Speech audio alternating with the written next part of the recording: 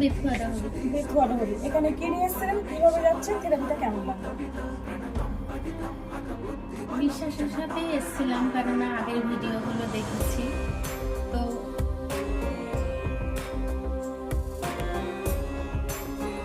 অনেক কিছু নিয়ে যাচ্ছে, এখানে না আসলে বোঝা যাবে না। তোমার কেমন লাগলো? ভালো লেগেছে। আর কাউন্সিলিং পার্ট না মেডিটেশন, কোনটা আলাদা আলাদা করে কোনটাকে বেশি নাম্বার দেবে তুমি?